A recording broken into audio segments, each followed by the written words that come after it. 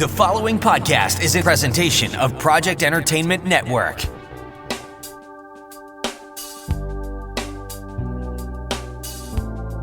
Welcome to the Sample Chapter Podcast, the show where authors read a sample chapter from one of their books. Here's your host, Jason A. Meiske. That's right, yes indeed. This is the Sample Chapter Podcast, the show where authors read a sample chapter from one of their books. Hey, if you are an author and you just wrote perhaps your first book, perhaps it's your 8th book, and you're looking for a way to share this news, this book you created with people outside your immediate circle of family and friends, and you're trying to figure out how to spread the word, reach out to me. Contact me either through social media on Facebook or Twitter.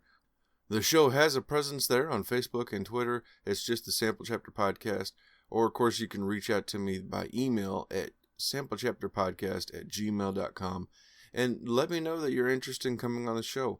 Or maybe you know somebody that you think I should talk to and that you'd like to have on here. Or maybe you just have a recommendation. Then email me at samplechapterpodcast@gmail.com and let me know what you think. I would love to hear from you. I've already have some wonderful emails from people who follow up with me and reach out to me on a regular basis. And, God bless you all. You guys are wonderful. I love hearing from all of you all over the world. I'm so happy to hear that some of our listeners in faraway lands are doing well. And I hope that you are too. I hope that this episode finds you doing well and staying healthy and, hunkering down at home. Social distancing for this little bit of time that we have to do this. We're going to flatten out the curve, and then we'll come out on the other end of this, and we'll all be better together.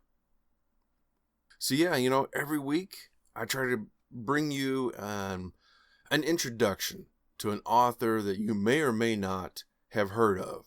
You may or may not know or have read of, and oh my goodness, this week I'm so excited because everything that this author has to offer, I think, is something really, really wonderful. My guest is Jay Wilburn, and you may have heard Jay maybe through his podcast, the Matters of Faith podcast, which is just an incredible show, such an incredible show. And we talk about that here on the episode. You may have also read Jay Wilburn before because he's a very talented author, writing in genres like fantasy, young adult, zombie, thrillers. Coming up, he's going to be writing for Crystal Lake Publishing. The amazing thing with Jay is that he has books that have been up for splatterpunk awards, and yet also he has a young adult series that's often been compared to Goosebumps. And he is one of the most humble, most kind people you've ever met. And he is never at a loss for words when it comes to recommending somebody else's book.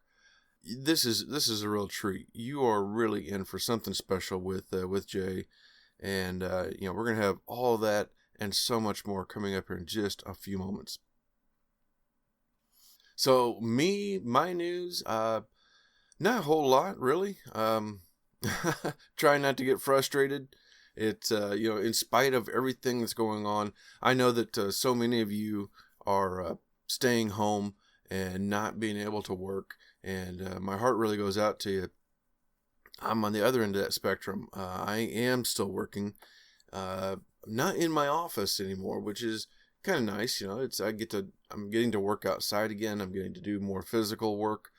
So, physically, that's been kind of exciting to do something a little taxing, and I've been feeling good that way.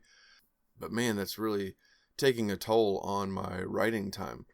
Ironically, I did have a day last week where I spent first half of the day doing some writing, and I put in, I think, around 2,500 words, doing a lot of editing on my new novel idea.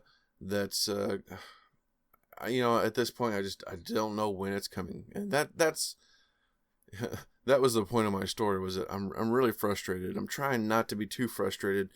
I'm trying to get this book done, the editing on it, and it's just amazing how much everything else is popping up in the way. And I guess on the bright side, it'll be done when it gets done, and it's gonna come out very, very soon. I just, I hoped it. I had tried to get this out as far back as October. It's been this long that I've been working on it, but I guess on the bright side, I'm really excited about. I'm very, very happy with the most recent chapter I edited. I think it turned out very well, and I just can't wait to share this with all of you. Thank you, everybody who picked up my other book, my first book, 9 Mile Bridge, last week. It was on sale for free in Kindle on Amazon, and oh my gosh, I gave away a lot of books. So those of you who went and picked up a copy, thank you very much. I really appreciate that you did that, and I hope that those of you who picked it up enjoy the book. And if you didn't get a chance to pick it up, it is still on Kindle Unlimited. Don't forget that Kindle Unlimited right now is still free. You can sign up and get 2 months free of it. So, gosh, I forget how many books it is per month you can, or not per month, but how many books you can have rented out, like a library at a time. I think it's either 8 or 10 books that you can have rented at a time.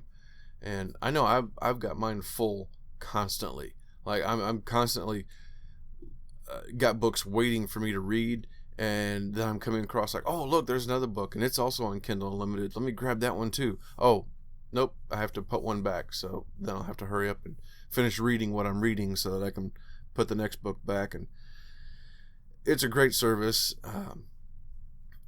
By all means, give it a try. It's free to try out for 2 months, and you can literally read a ton of books in that time for nothing, and for nothing but time. So give it a try. I invite you to try 9 Mile Bridge. I know my guest today, Jay Wilburn, has a bunch of books on Kindle Unlimited, so give those a try as well. And as always, when you find a book that you enjoy, please leave a review. It'll mean so much to not just the author, but to the next person who's looking for a book to read, and they could be reading your review, and you could have the review that determines whether or not they pick up that book. Hey, I'm getting a little long in the tooth on this. It's going a little longer than I meant for it to, so let's get on over to our ads, starting with the number one writing software, Scrivener. Hey, Scrivener and I came to an agreement that we're going to continue our partnership throughout this pandemic.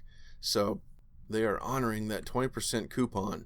If you go and you pick up the regular desktop version, you will save 20% on that if you use the code word chapter.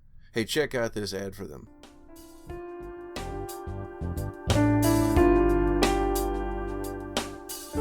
Jason here. Hey, I wanted to take a moment and tell you about my favorite writing tool, Scrivener. Now, I know you've heard about Scrivener because their writing software has been embraced by hundreds of thousands of other writers like you and I, from the novice to best-selling novelists. The reason we all use it is because of Scrivener's core concept to bring all the writing tools you use together in a single application. And with tools like automatic backup, character maps, project goals, and let's not forget that amazing corkboard, you can see why I use Scrivener every day. As a bonus for Sample Chapter Podcast listeners, use code CHAPTER for 20% off your desktop version. Scrivener writing software, built by writers for writers. All right, and that was Scrivener. I love it. I use Scrivener I want to say every day, but that's not quite true here lately. I actually have had days where I have not opened up my current work in progress. But under normal circumstances, I do write every day in Scrivener, and I love it. I know you will too. I also want to thank longtime sponsor U-Tor-All. They've been with me from the very beginning, helping me out, been a believer in what this show is and what I'm doing, and I really appreciate everything that they do. They are the number one self-storage facility in the Warrensburg area, with 2 facilities, both of them fenced in, gated access, and more than 60 cameras recording 24 hours a day. They have all the security you will ever need for self-storage.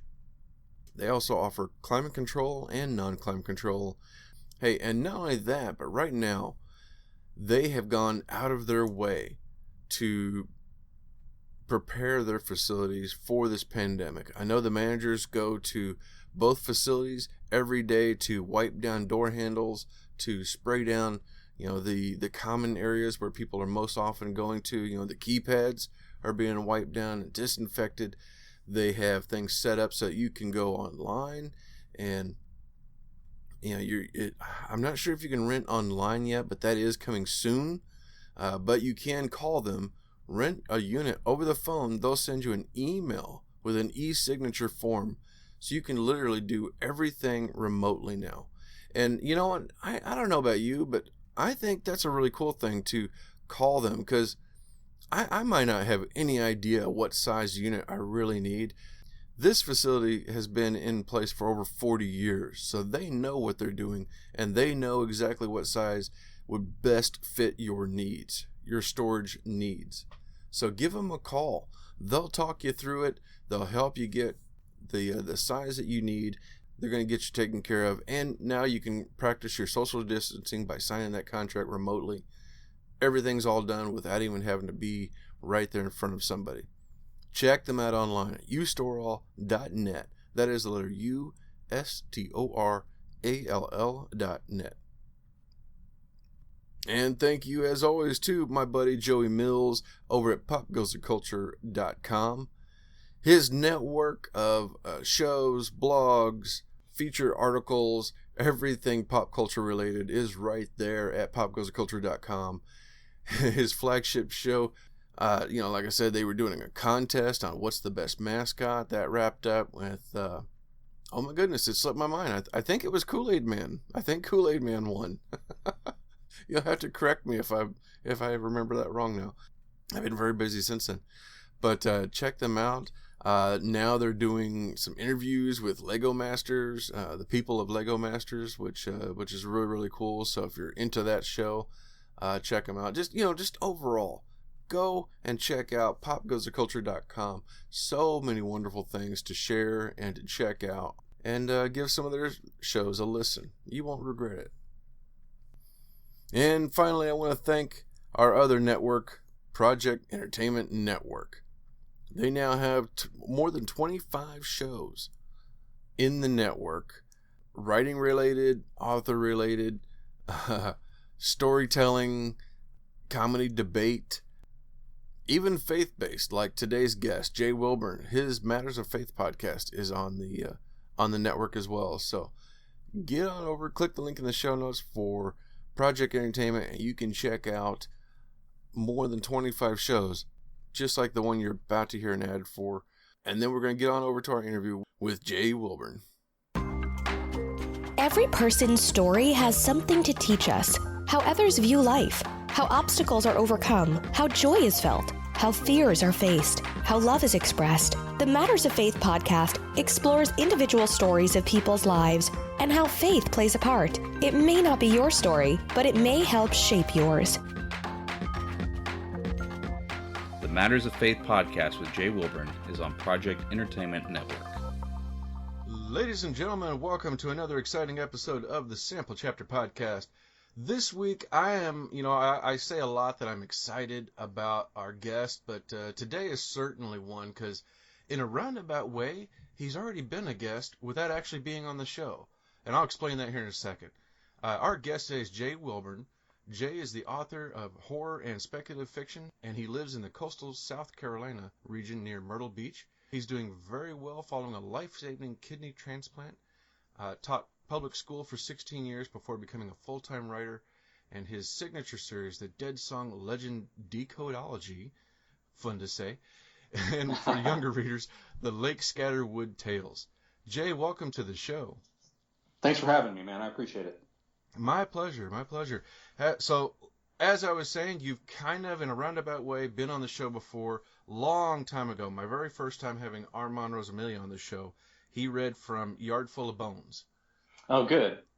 So, I've had one of your books on here, but this is our first time getting to talk. Nice. That's a lot of cross promotion. I like that. Yeah, and he had, of course, nothing but good things to talk about you. He'll do that on the air. He says all the mean stuff or when we're in private. Yeah, yes. As long as we're not Ryan or anybody else, then I think he says good things. So tell us, how are you doing there in Carolina? Are you safe and doing well? Yeah, I am. Being a kidney patient, I'm one of those vulnerable populations. So those of you that are having to shelter in place and all that, that's because of me. You're having to do that to keep me safe, and I appreciate it. So I'm being really careful, and we're actually looking ahead in the sense of like even after this is over, I'm probably going to need to continue to be isolated in some fashion. So we're looking more toward like possibly a year or of it, maybe even canceling all my appearances and stuff for the rest of the year. So that's kind of what we're looking at. Generally speaking, it's not that different for us. My wife and I both work from home already, and we homeschool our kids. I can tell it's weighing on them a little bit because they still go out and, hang out with friends and do activities outside the house, even though most of my work is here. So life for me hasn't changed a lot, but for them, I can tell they're having to make some adjustments. Oh, yeah. Well, and another one of the things that you do, and we'll bring this up real quick, is you're also a podcaster with your show, Matters of Faith. And I caught one of your episodes the other day where I'm in the middle of a busy day. I'm like working really hard. And you started talking about this. And I mean, I got to tell you, I stopped and I was doing nothing else for like a good 10 minutes, just listening to you talking about this subject. And like, I almost teared up a little bit, man. Oh, I like to make people cry with my words. So that's, It was touching. I can do that. Good. That means a lot. Well, it's a great show, and I really love the concept. Tell us a little bit about the show. Okay. Matters of Faith is basically faith is the core of it, but I'll talk to a lot of people. So I identify as Christian. My views are a little bit different than I guess the traditional Christian. So even people from my own tribe, I don't always see eye to eye with. But I've interviewed people from the same faith as myself. I've interviewed atheists. I've interviewed a Satanist. I've had Jewish people on. I've had more sort of like New Age type people of spirituality on, and then sometimes just creators who have like used faith as sort of a subject within their work. So I just have people on, and it's not agenda based. So when someone comes on, it's not a debate. I'm not trying to convince them of anything. Being a writer, I'm just interested in stories. So I let people tell their stories. And I've had pretty good feedback. Like even people that are pretty staunch in their own beliefs are interested in the story they hear about someone else. I think partly because it's not presented as a confrontation. It's just this person tells their experience, which may be different from yours kind of thing. Mm-hmm. Yeah, well, and I think that's very telling that you come from one background, but you're willing and open to talking to other people. As a human, I think it helps us grow, not just as a human, but also as an author. Helps us grow. Yes. to speak to people outside our own circles. Right. The thing I'm proudest about anytime I'm writing is if I can capture a character that thinks completely differently from me. So if I can like write somebody that is not necessarily polar opposite, but we just come from different worldviews, and I'm able to communicate in a way that sounds logical and consistent, and that character's full and that kind of thing. That makes me happy. That's when I feel like I've been really successful. So part of it, I'm just already fascinated by what other people think, and it doesn't matter whether I agree with them or not, because, probably I'm wrong on some of the stuff I think anyway. So being able to take in other people's thoughts and patterns, and even when they're sometimes inconsistent, we're all inconsistent, but being able to see other people's flaws and conclusions and that kind of thing, I just find fascinating, inside and outside that podcast. Oh gosh, yes. Yeah. And that's one of the things I really like with the show as well. And I was telling you this before, but I want to make sure my listeners hear this too, is it's really interesting because whenever you don't have a guest, then you'll read from scripture and then you kind of dive into that. But then, like you said, whenever you do have a guest, it's a different kind of conversation because you're talking about, I guess it's just kind of their definition of faith, really. Right. What inspires them? Yeah, I think, and part of this has to do with faith getting mixed up in politics, which comes up on the show a lot. Sometimes that's the common ground I find with somebody is, as a person of faith, I don't think it represents itself well when it's mixed with politics. But part of that has resulted in this sort of like narrative that religion and science have to be opposed and faith and reason have to be opposed. And we've just kind of accepted that as sort of the dichotomy. And I don't think it has to be that way. Like a person of reason, a person of science, doesn't have to pretend that they don't have intuition or that they don't take leaps of faith in a non-religious sense. As an author, I've taken leaps of faith in a way that doesn't necessarily have to do with religion, in the sense of like going full time as an author, just kind of going against the evidence to say, well, I'm going to take a shot at this anyway against the odds. And for when I have somebody on that doesn't identify with a particular faith, usually that's the direction we go. We talk about like how do they come to the conclusions they do, how do they find their moral center in the world, how do they find their way forward through problems and that kind of thing. And I think we can all identify with that. Mm-hmm. Yeah, that's great. That's really, really cool. So, how long have you been writing now? Badly since I was a kid. And my first, maybe 2010 was the first time I got paid for a story. It was like a little zombie story. And I came in third in a contest of some kind and got like $10. And I got a check. And the info line on the check said 4 zombies. And it was kind of the name of the anthology, but it was kind of funny to get that check and say, this money was for writing about zombies or whatever. And full time, I started doing that around 2013. So I quit my teaching job and just took a chance on it, and have been writing full time ever since. So since 2013, I've been doing it for a living, slowly building up that career into, something respectable that pays the bills and that kind of thing. Now, I have to ask, too. Now, I find it really, really interesting that you have a Christian base and Christian beliefs, but you've got some pretty wild books. Where does that come from? Well, I've accepted hypocrisy as sort of a lifestyle. So, like, when two things in my life contradict, I sort of lean into that instead of trying to reconcile them.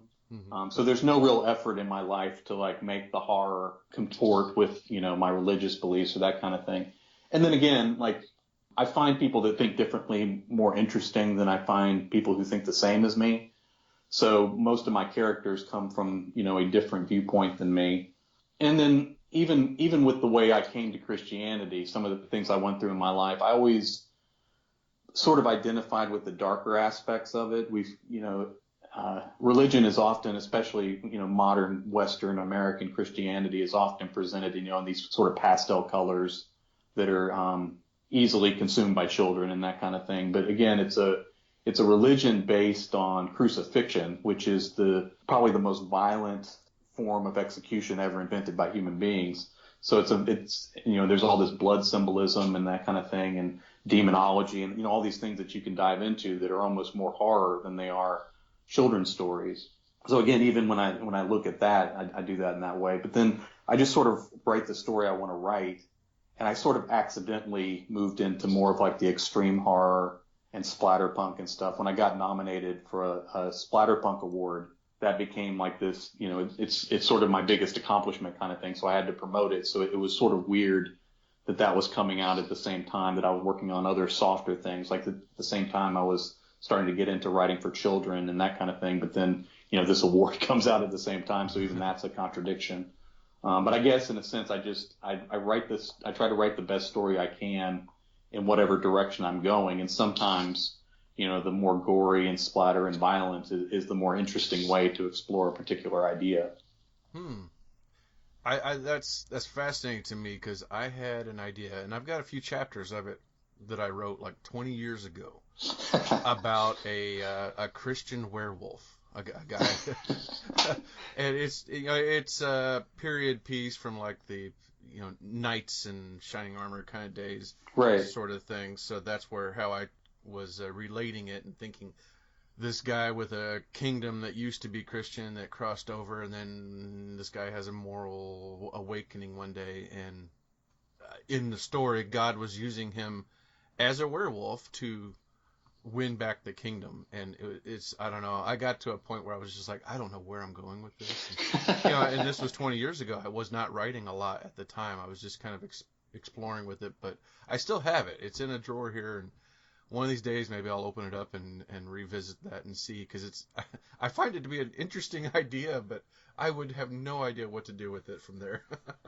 It's odd if you play out the traditional tropes like vampires and werewolves and that kind of thing. There's a lot of religious symbology in there. So if you go a traditional direction and you say, well, crosses stop them and that kind of thing, you kind of have to explore, well, why is that? Is it is it we imparted on there, or does it mean that there's really something to this? To where these now have two diametrically opposed sides or that kind of thing. I wrote Vampire Christ is one of the books I wrote that was sort of political and religious satire. I started it on my Patreon page, and then the first book came out and was received pretty well. But, using vampires as sort of a symbol of all the corruption that you find when religion and politics mix and that kind of thing. So whether you believe in faith or not, sometimes it becomes good fodder for a horror story.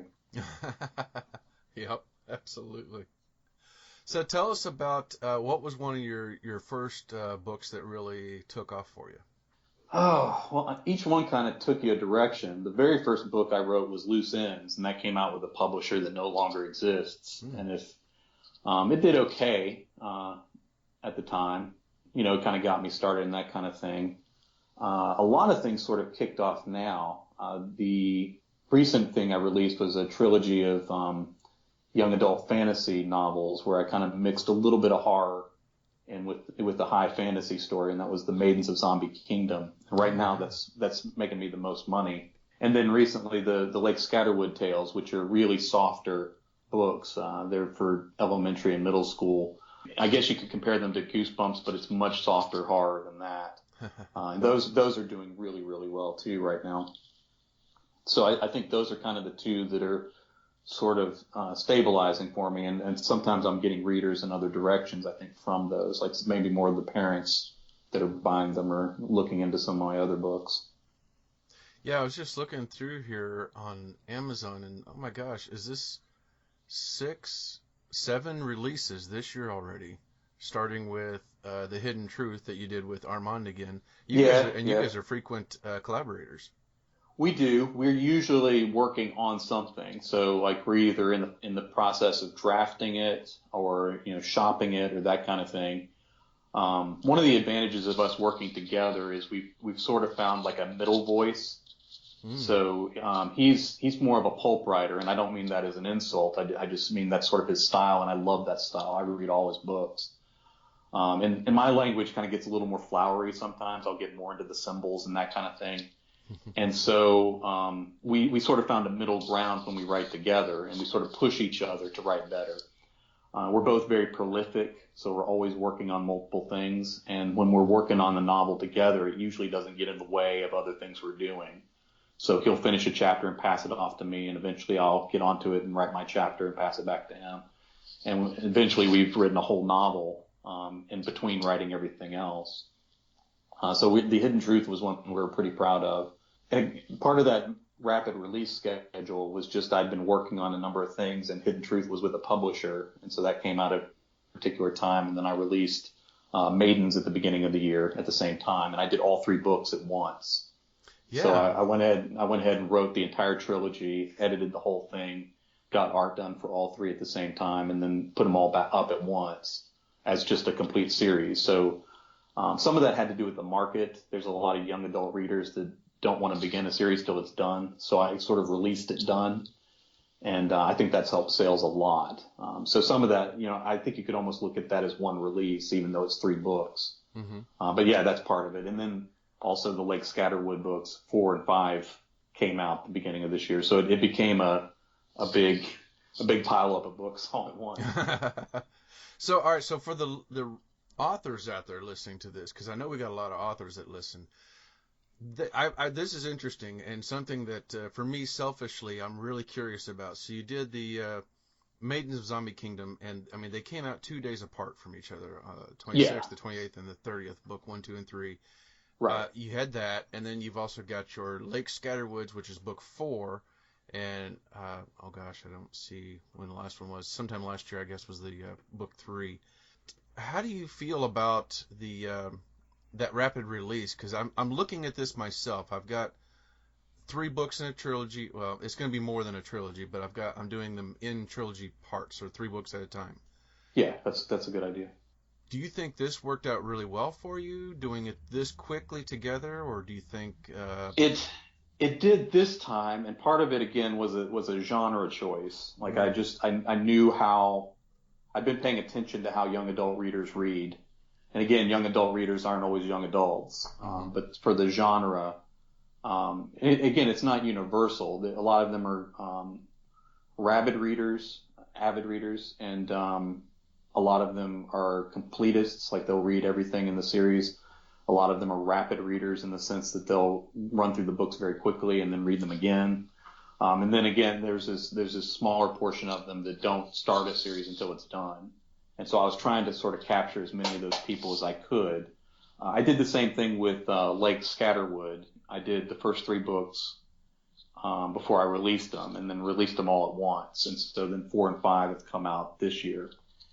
And again, part of that was the choice with the children's reading. If I only have 1 children's book out and it's called a series, parents are kind of wary of that. You know, it's like, well, I'm spending money on books already. Do I get my kids excited about book 1 in the series and this author doesn't produce anything else? So having 3 out at once helped with that market, because again, it looks, oh, well, this is an active series. It's happening. And so again, then now getting books 4 and 5 out, I sort of built on people that were already reading the first 3 over the last year. Yeah. I think you've got to have a really interesting time talking to somebody who's being introduced to you for the first time, and they say, well, what do you think I should read? Because you got quite the, whether it's young adult or children's or something splatterpunk, there's quite the variety. Yeah, usually I try to gauge the person, so I'm sort of trying to get them to something.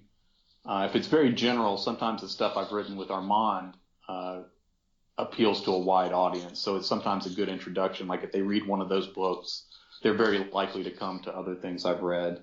Mm-hmm. The young adult one's working pretty well with me there. I don't know if some people just respond to the title and seem to already want to read it just based on the title, which I found interesting.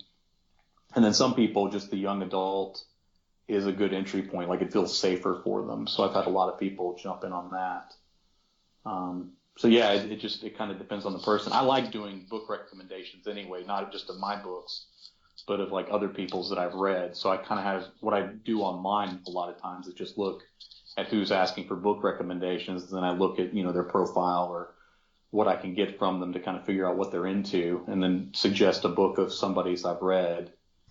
So I really kind of enjoy that. I enjoy that online a lot more than, talking about politics or anything else. You are really quick about that. I always see that. For some reason, it's like I see that notice after the post has been up for about 21 hours. It seems to be that, I don't know what it is about 21 hours. That's like what it always hits. When I see the post, somebody says, hey, I'm looking for book recommendations. What you got? And there's Jay Wilburn liked this and commented on it. And I'm going like, doggone it, man. And I go, hey, check out the show. There's lots of authors here. That's usually my answer. Yeah. I guess, you can always self-promote and that kind of thing, which kind of becomes white noise. And, all these authors, all of us are trying to get our books across. And what we really need, what really helps is somebody else saying, oh, I like this author's book. Yeah. And I know for a fact that pushing books that I've liked has really helped particular authors. I know they've sold more books from me doing that. And, I actually like the books and read them, so it doesn't hurt. And it doesn't take anything away from me to spend some time, pushing another author and that kind of thing. So I've enjoyed doing it. It makes me feel better. A lot of people come away from social media kind of feeling dirty and angry and that kind of thing. And like Twitter particularly feels like one of those zones. It kind of feels like a wasteland because there's a lot of that on there. But when I started basically spending my Twitter time going and just seeing who's asking for book recommendations and recommending them. A lot more positive conversations, a lot of people coming back and saying, "Oh, I love that. What else did you like?" And I said, "Well, I like this person's book, but I also wrote this. I'll like sneak one of those in too." And I just have a better time online doing that. It just seems like a more positive use of my time. You are a very generous guy. I definitely have to say, you are never short of recommending somebody else's book. So that's really, really cool of you. Well, it helps all of us, I think. If someone's already reading anyway, just steer them into those of us trying to make a living at it. Yeah, I totally agree. I mean, I often tell people, like, they ask about the show and what was the idea. And it's like, well, to be perfectly honest, the show originally to get people to know me and my writing. Right. And it quickly became something so much more. And it's like, I love lifting other authors and giving them this chance to talk to people, because I've got listeners all over the world, and I never know how many books somebody's sold because of the show or whatever. But boy, that'd be a lot of fun to hear one of these days. Yeah, it can't hurt. Yeah, absolutely. I'm still waiting for that one Amazon review. Oh, I found this book because of the Sample Chapter podcast. Nailed it. There we go. Well, so what are you working on now? I'm actually, again, doing 3 books in another middle grade series that I'm looking at releasing next year sometime. It's sort of a time travel type thing. And again, I'll do the first 3 of those books that'll be firmly middle grades. Lake Scatterwood's selling pretty well with middle grades market, but I originally wrote it because my son was having trouble reading, and because of that, he had trouble finding stuff that was interesting to him to read. And so I wrote the books specifically to keep him entertained, but to make him read. And then it became the series that I released. But so that one's, even though middle grades students like it, it's written lower so that people that are struggling reading can get it. But this one will be firmly middle grades. So it's clean like a middle grades novel, but a little bit higher level than what Lake Scatterwood is. And so I'm writing it now, but it'll be next year probably before I look at releasing it. Okay, all right. And you seem to have a few anthologies that you do every year. Any of those coming up? Nothing recently. Used to, like, early on when I first started writing full time, like, I was always pumping out a short story. I would submit it to everything, and it sort of became a joke among my peers that I was in everything. So I don't do that as much. Most of the time I could do the ones that I'm invited to. And so I'll put together a story for those. I'm almost always writing short stories. A lot of them end up on Patreon, or, I recently released my own short story collection, and some of them were in there. But I don't really have any anthologies coming up anytime soon. I'm always working on something, so who knows what might end up in one. Very cool, very cool. All right, so today we are hearing from Maidens of Zombie Kingdom, Book 1, and I gotta say, when I first saw this, I thought it was a graphic novel. Cool. Looking at that cover, I thought, oh my gosh, you're doing graphic novels, and then, oh wait, no, okay, this is a novel. Awesome. Yeah. Luke Spooner does the art for most of my self-published stuff, and I just love him as an artist. He ranges, because again, he does the art for like Scatterwood too, which is more cartoonish and soft for younger readers, and then he does the Dead Song books, which are skulls and blood and all that kind of stuff. So he's a very versatile artist, and I give him a lot of work. But yeah, I love the covers he does, because I really have no artistic ability in that sense. So like, I can look at a cover and say I like it, but I can't describe a cover and say, oh, this is the image I want. So I just sort of let him read the book and then do whatever he wants, and I know it's going to be great. So, hey, I'm really happy with these covers, and apparently they appeal to readers because they're selling pretty well. Oh, that's awesome. Well, tell us what can readers expect from the Maidens of Zombie Kingdom? Okay, it's a high fantasy. It's a high fantasy world, but a zombie plague sort of breaks out into it, and as you go through the books, there's some magical elements behind it that you learn more about in books 2 and 3. Book 1 is very largely the characters surviving. All the main characters are female, and they come from different aspects of this sort of feudal royal society, and they're sort of forced together to find a way to survive. The main character, all of them kind of get their own chapters and stuff, but the main character is a princess named Darn. She kind of is pushed into a role of leadership, having to sort of rebuild the kingdom at 16 years old, because this zombie plague has destroyed everything basically. And as she's sort of trying to find a way to survive, she's pushed into that leadership role. Awesome. That sounds amazing. Yeah, I was just reading the description on book one while you were talking about it too. I was just like, wow, it's like you said, it's not just young adults that read this. This sounds amazing. Yeah, it's young adult literature in general has become a little more robust in the sense that you can, I don't know if rougher is the right word, but there can be more romantic elements. There's not a lot of that in this one, but there could be a little more peril, a little I don't know if violence is the right word, but a little more violence, and so that kind of opened the door to sort of slip a little bit of zombie storytelling into one of these.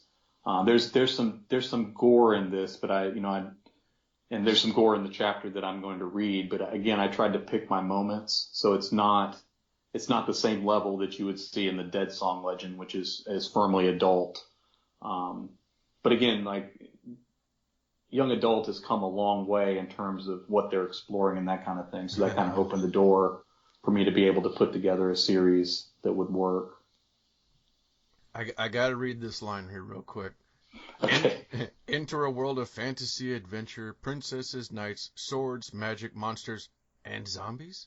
Only hope will be found in the Maidens of Zombie Kingdom. The adventure begins. This is awesome, man.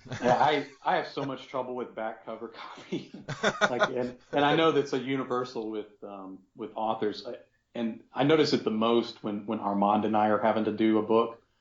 Because I think we do a great job of putting the story together and then working out the continuity, and then we get to the back cover copy, and it's almost like a hot potato kind of thing that we don't want to have to deal with.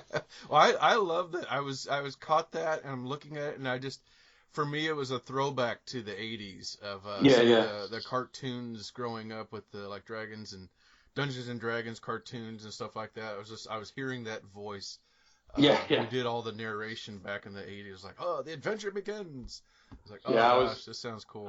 I ran this back cover copy by a lot of people. I actually had more people read the back cover copy than the actual books, trying to get it right because again it was a little bit of a new audience, and I wanted to catch people's attention. I even contacted friends and had like their daughters who read these kind of books read through and critique me. And they were actually the roughest. Though they gave the absolute most vicious critiques, but it helped shape the back cover copy pretty good. But they know what they like and what they don't like. That's awesome. That's awesome. Well, where can people find and follow you? Okay, I am. You can go to jwilburn.com. I sell signed books from there, and of course you can look me up on Amazon. Coming up, I have a series that I'm helping write with Crystal Lake. And so if you go to patreon.com/CLP for Crystal Lake Publishing, coming up in April, the Stillwater Bay series is coming out. And the first, they call them episodes. The first episode of that is going to be April 27th, and that one's free. So you can check that one out and then decide if you want to be on board. And it's growing into something big. Eventually there'll be audio books to them. There'll be other media tie-ins, and eventually they'll be doing possibly 2 episodes a month as the readership grows and that kind of thing. So if you're looking for some good entertainment, Crystal Lake Publishing's Patreon's a good place to go. I already support that one at $7, even before they brought me onto it as a staff writer. They just have really great stuff on there. That's awesome. And how often does Matters of Faith come out? Every Monday we have an episode come out. Fantastic. Jay, this has been great, man. This has been everything I had hoped for and so much more to finally get the chance to talk to you. And like I said online, you've been on my short list for a long time and just looking for the opportunity. So when you mentioned something online, I was like, oh, I'm jumping. Let's go. Let's do it. So That's great, man. I'm so happy that that you've been here, man. Thank you so much for joining the show. I appreciate it. All right, ladies and gentlemen, time for me to step aside. We're going to hear Jay Wilburn reading from his young adult zombie book, Chivalry is Dead, Maidens of Zombie Kingdom, Book 1. All right, and this is Chapter 3, Princess Darn's Abandoned Halls and Nora's Cabinet. Darn stayed ahead of Thomas as she made her way down the passages and through corridors. She heard voices and shouts. Some seemed to be coming from the walls themselves, others drifted in from outside, and she thought then that maybe she should have glanced out her window. Sure, she thought, between my brother bleeding out and himself turning into a ghoul and fighting off the cook who was trying to eat me, I'll just have a glance out the window. The sound of struggles vibrated through the stone above her head. Maybe more ghouls, or maybe some evil wizards who controlled them. Who was fighting upstairs? Who was being attacked and turned into a monster the way Thomas had been? He must still be behind her, but she did not venture to look. She needed to find who exactly. Suddenly she couldn't think or remember where her brothers or sisters were. Which floors were their rooms on? Where was her father? She should probably find him, but what about the children, her siblings, her nieces and nephews? No, they weren't all here. Fullerus was on a trip.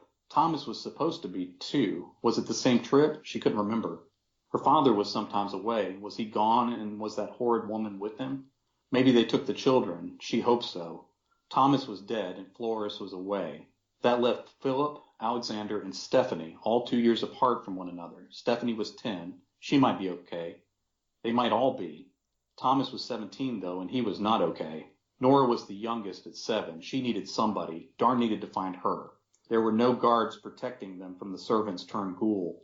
Maybe the guards were turned too. She imagined knights and guards covered in blood and wandering the high palace in search for more. She shuddered and kept going. She avoided stairs which led up. The children and her family might be up there. The castle was under attack. The family was to be taken up, and the knights stood in all the stairways to fight off the invaders to the last man. It had never happened before, though. Never before now. The words escaped her lips without her realizing. No one was guarding the stairs, so going up felt like a trap. Against all her instincts and all her instructions from growing up as a princess and daughter of the regent, she was heading down and trying to escape the walls of the palace. One of them lurched out of a doorway. Darn dodged under and around its reach. The buckles around the man's armor were broken away, the clothing underneath completely torn out from the right shoulder and neck. She could see bone through his wounded chest. Instead of bite marks, the flesh was bitten clean through to the muscle along the shoulder and back. As the guard turned to pursue the princess he had missed, she saw that his throat was ripped apart worse than Thomas's had been. Instead of growling like the cook had, the guard let out hisses through his ruined throat. His beard glistened with blood as the jaw opened and closed. As if that weren't enough to confirm his state, she saw his eyes and knew what he was now. More ghouls in servant uniforms staggered out from the alcove where the guard had emerged. She prepared to run, but then saw Stephanie against the wall in the midst of the monsters. Stephanie! All the creatures turned their pale eyes on Darn now. She had nothing to brain them with now that Thomas's sword was broken back in her bedchamber. She saw the sheath for the guard's sword was empty. Maybe his sword was lying around somewhere, but she had no time to look. Stephanie, I'm coming. Darn dodged around the guard again, holding her dress to avoid getting tripped up. She ran toward the ghouls instead of down and away like she wanted to do. They reached for her as she led them back up and away from the alcove. They spread out across the hall from wall to wall, blocking her path back to her sister and to the exits. She was headed back towards Thomas as well, she knew. Darn moved toward one of the walls and stopped. Her heart thudded in her chest, and her legs ached with the acidic burn from running and from the need to run. She forced herself to stay still as the monsters closed on her position, with arms outstretched and jaws working open and closed. The others moaned at her as the guard leading the way simply hissed. They drew closer, and the ghouls clumped together on the side of the hallway where Darn stood. She forced herself to wait in place another couple seconds until the guard's jagged fingernails stretched for her throat. Darn sprang and ran out from the wall. The ghouls made slow turns, but their hands were still so close. They jostled one another to get to her as Darn ran around them and back toward the vacated alcove. Princess Stephanie had emerged and leaned against the wall, waiting for Darn to return. She was still in her night clothes. It would be difficult to run, but there was no time to pack. Come on, Stephanie. Darn took her sister by the wrist. We have to flee now. It isn't safe here. Stephanie raised her dead, pale eyes and opened her jaws. She came at Darn's arm, teeth first. Darn let go of her cold wrist and stumbled back from the snapping teeth. The nightgown was bloodied and torn across the midsection. Through it, Darn saw her sister's wounded belly, which looked to be torn by both teeth and hands. Knotted ropes of purple bowel showed through the wound, and Darn felt her stomach swirl with illness, even though she had eaten nothing yet today. Her half-sister was so little. Darn could remember her being small enough to hold in one arm. She remembered Stephanie as a baby better than she remembered her own mother, taken away when she was 3 years old. Stephanie grabbed for her, but Darn shoved hard into Stephanie's chest with both hands. Stephanie's teeth snapped together with a hard clack, and she stumbled back against the wall. The dead eyes came up, unhurt from the alcove. Her sister pursued again. As the rest of the monsters caught up to the scuffle between sisters, Darn turned and ran for the next set of downward-leading stairs. Something beat from within one of the cabinets inside the alcove, and a small voice cried out, "Stephanie, are you still there? You said you wouldn't leave me." Darn stopped and turned. Nora, oh no. Darn, where's Stephanie? She told me not to come out until she said it was safe. It may never be safe again, Darn thought. The guard and Stephanie reached for Darn again. She shoved Stephanie down to the ground at the guard's feet, tripping him as well. The others growled as they closed on Darn. She dodged around and between them. She felt their fingers brush her arm and claw against her loose hair. She kept going until she reached the wall, and then she ran toward the alcove again. "Hold on, Nora, I'm coming." That's what I told Stephanie, and look how that turned out, she thought. Darn charged into the alcove and slammed into the oak doors of the cabinet. She pulled at the handles and rattled them, but they wouldn't give. Nora screamed inside. Darn shouted, "Nora, it's me. Open the doors." Nora was still screaming. Darn stole a glance over her shoulder to see the moth closing on the alcove. She didn't know if there was an exit deeper inside the space, but she doubted it. "Nora, you have to open the doors now. We're running out of time. We need to go." Nora was crying, but not screaming anymore. "Stephanie said to stay in here until she told me to come out." "Stephanie can't." "It's okay, Nora. I'm here now. Stephanie wants me to get you to safety, but you have to open these doors right now or it'll be too late." The heels of Darn's hands stung as she gripped the cabinet handles tight, but she couldn't remember how she hurt them. Darn only heard growls and hisses and shuffling feet behind her. It was already too late. She felt the emergency latch give from the inside. If her hands hadn't been on the handle, she would have missed it altogether. Darn ripped both doors open and threw them aside with a crash as they reached the limit of their hinges. Nora cowered against the back wall between the hanging waistcoats. Some shirts and trousers lay crumpled under her shoes. She was dressed in pants and a blouse already. Her mother might have been planning to take her riding by the look of it. It would have been better for Nora, and probably Stephanie too, if they had made it out a little earlier that morning for their ride. Nora's eyes showed bright and alive and terrified as her dark hair framed her little face. She held her arms in front of her face as if Darn were the monster. There was no time to reassure her. Darn reached in and dragged Nora out of the cabinet with the force the ghouls might have used if they had gotten there first. She turned to find their exit filled and dead eyes fixed on both of them. A pair of trousers got folded up and pinned between them as Darn held her sister. Nora yelled, "It isn't safe. Why did you get me out? We have to go." Darn set Nora on the ground beside her, and the little girl wrapped her bigger sister's leg in both arms through her dress. The pair of trousers clutched to Nora's side like she were holding a security blanket. Darn braced herself against the wall and pushed against the cabinet. It screeched as the weight slid an inch across the flagstones. The cabinet tilted and Darn pressed her shoulder to the wall as she continued to push. The tall piece went over and collapsed toward its face. Nora screamed again as the cabinet crashed into the bodies filling the alcove. The sound of the crash roared around them in the tight space. A few of the creatures were pinned underneath. Others tripped on the fallen furniture. Darn grabbed up Nora in her arms again. She had to rip the little girl's grip away from her leg. She bounded over the back of the cabinet with Nora in her arms and ran toward the light. Stephanie stood at the back of the group and had avoided the cabinet. She made the first turn and tried to attack her still living sisters. Darn was angry at the dark magic at work within poor Stephanie's body. This was not her sister any longer, and she hated the ghoul which had taken over the body. Stephanie had put Nora in the cabinet, though, and fought to her death against the ghouls to protect their little sister with her final act. Even as the ghoul reached for them, Darn felt more respect and sorrow for Stephanie than she'd ever thought possible. Darn turned Nora away and threw a shoulder into Stephanie's side. She heard the teeth snap together next to her ear. Stephanie's head slammed against the wall, and she slid down to the floor. As Darn ran out into the hall, she hoped the impact was enough to destroy what Stephanie had become. When the ghoul climbed back to her feet, Darn gave up that hope. Thomas stepped into view from further up the passage and reached for the girls, even though they were well out of reach for now. Nora raised her head and said, "Stephanie and Thomas are sick. We need to help them." Darn turned away with Nora. "We have to go. They're sick with something we can't help, and we have to get away before they make us sick." She ran for the stairs without turning back. And that was Jay Wilburn reading a sample chapter from book 1 of his young adult novel series, Maidens of Zombie Kingdom. Oh my gosh, that was incredible. It really had me on the edge of my seat, following along with his heroine. Click the link in the show notes to check out the book and to find out more about Jay and all of his other books. Don't forget to also click the link in the show notes for our sponsors and friends alike. And don't forget to hit that subscribe button so you don't miss out next week when I come back with an all-new author, a brand new book, and a new sample chapter. Take care, everybody. I'm going to be back again real soon.